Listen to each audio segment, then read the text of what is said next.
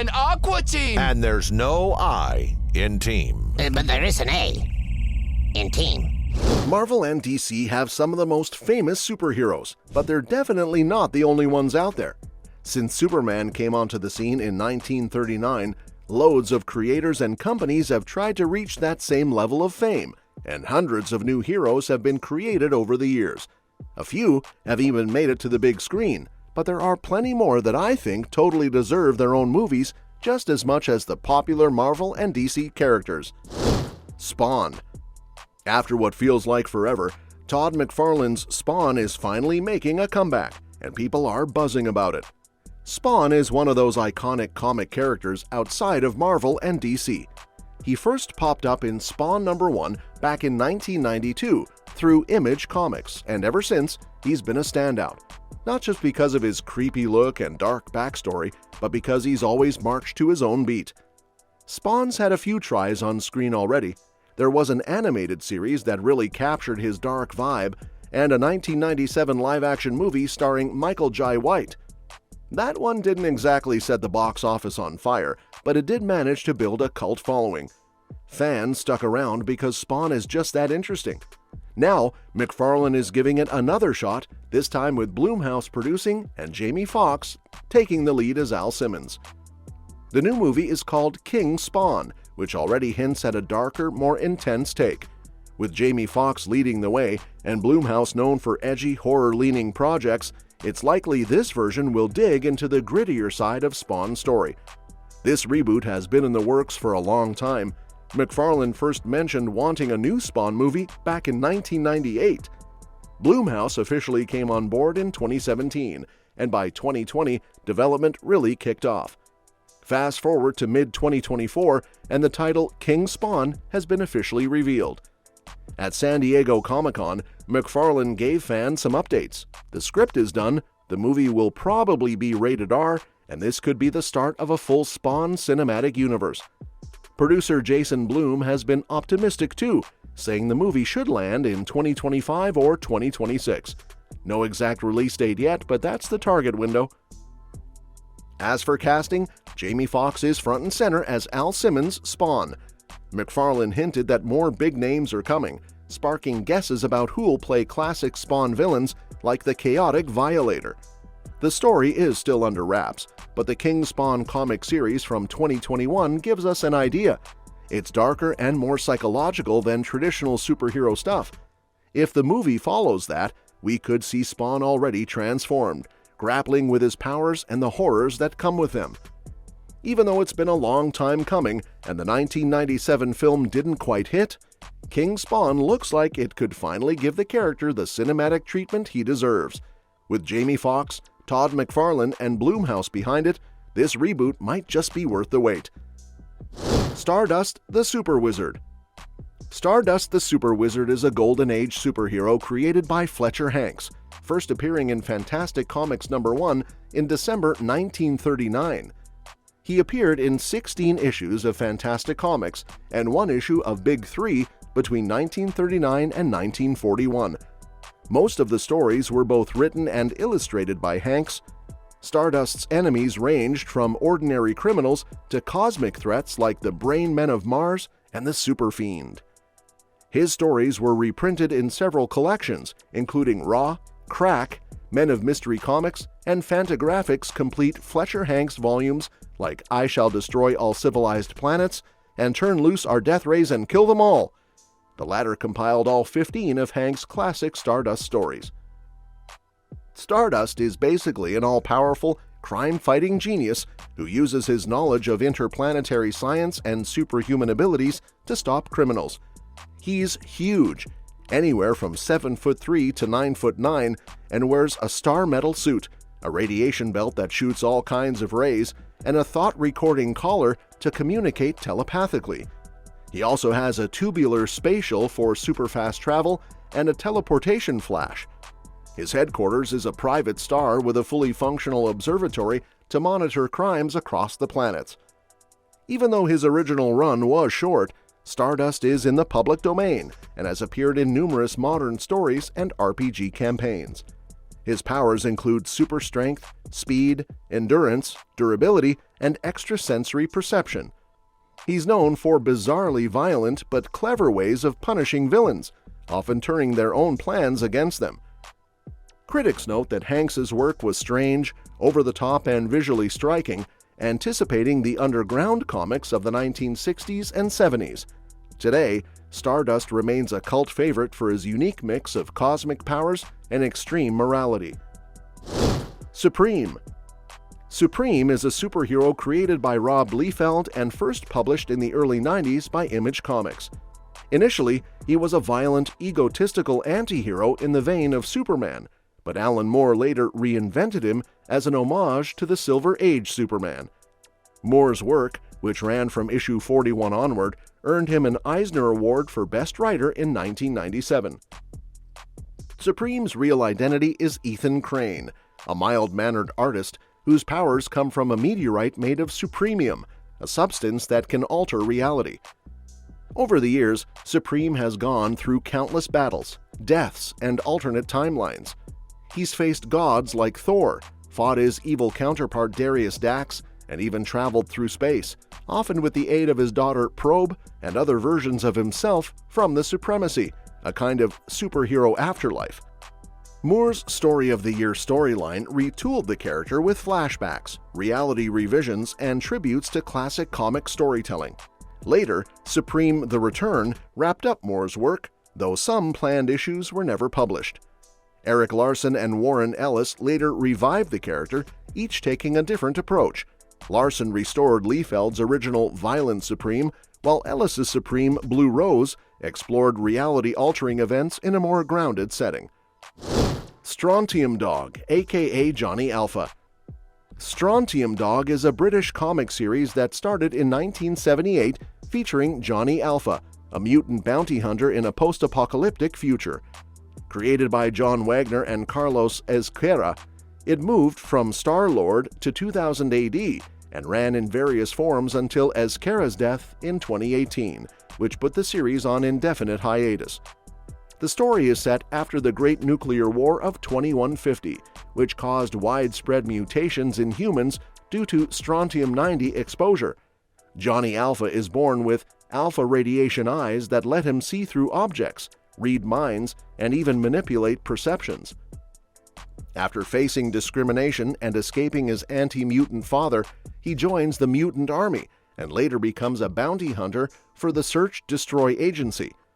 Mutant bounty hunters are called Strontium Dogs, and Johnny combines his powers with gadgets and weaponry to track down criminals.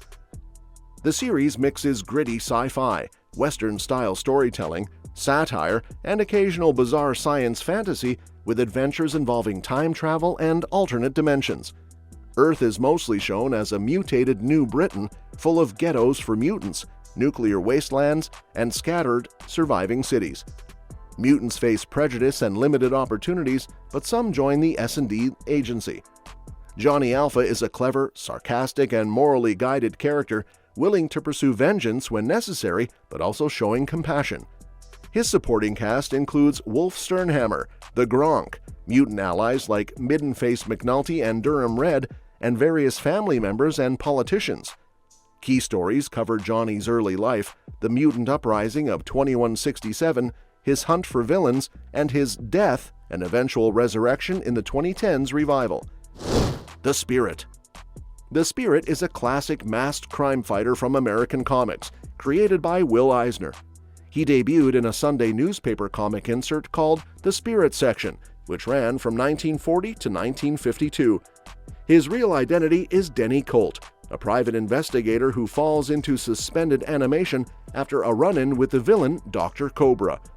Though dead, Colt wakes up later and, with the blessing of Police Commissioner Eustace Dolan, becomes a costumed vigilante in Central City, taking on criminals who might escape regular law enforcement. The Spirit doesn't have superpowers. He relies on brains, brawn, and the mystique of his resurrection. His recurring foes include the unseen criminal mastermind, the Octopus, while his adventures often involve femme fatales like Pigalle, Silk Satin, and his old friend Sans Serif. Key supporting characters include Ellen Dolan, the Commissioner's daughter, and the Spirit's love interest, and his young sidekick, Ebony White. The strip mixed crime drama, noir, and mystery, but Eisner also experimented with horror, comedy, fantasy, and even science fiction. At its height, it appeared in 20 newspapers with a combined circulation of around 5 million copies. After its initial run, Eisner and others revisited the spirit through reprints and new stories published by companies like Harvey Comics, Warren Publishing, Kitchen Sink Press, DC Comics, Dynamite Entertainment, and IDW. The spirit has influenced both the underground comics movement and filmmakers, earning recognition as one of the top 100 comic book heroes. He's appeared in other media, including a 1987 TV film, a 2008 feature film by Frank Miller, and guest spots in other comic strips. Invincible. Making a new superhero that really sticks in today's crowded landscape is tough, which is why the 144-issue run of Invincible is so impressive. Robert Kirkman, along with Cory Walker and Ryan Ottley, built a whole universe of characters, starting with teen Mark Grayson discovering his powers and following him as he grows into adulthood. What really sets the series apart is how it plays with classic superhero tropes, constantly subverting expectations.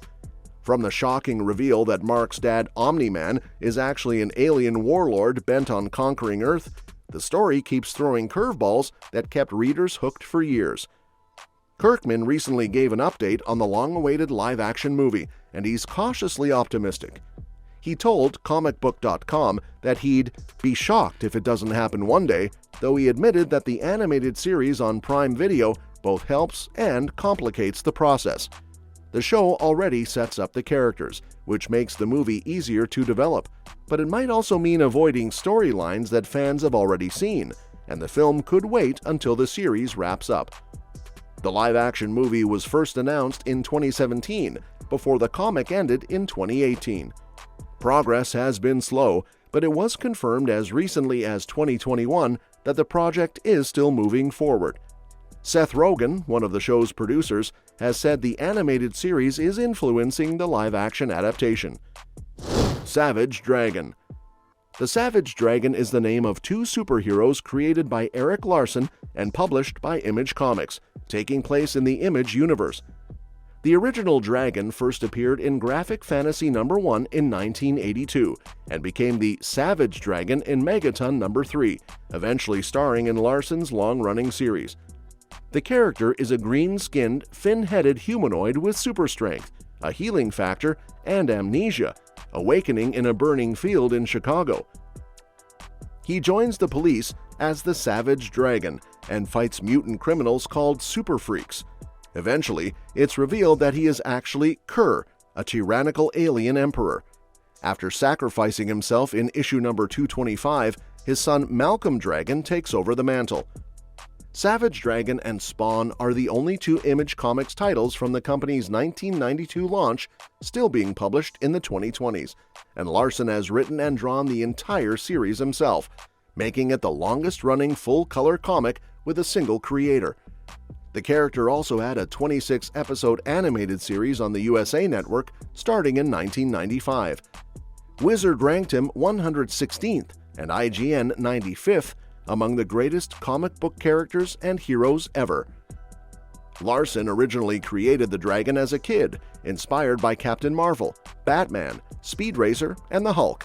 The character evolved through self-published projects like Graphic Fantasy and Megaton before becoming the fully realized amnesiac police officer in the 1992 Savage Dragon miniseries. Martial Law. Martial Law is a dark, satirical superhero comic created by Pat Mills and Kevin O'Neill in 1987. It's set in a near-future San Futuro, built from post-earthquake San Francisco, and follows Joe Gilmore, a government-sanctioned superhero hunter. He takes down rogue superheroes with brutal efficiency, often working with his polite, muscle-bound partner Kiloton and the wheelchair-using sidekick Danny. The series is known for extreme violence, nudity, and biting satire of superhero tropes and U.S. society.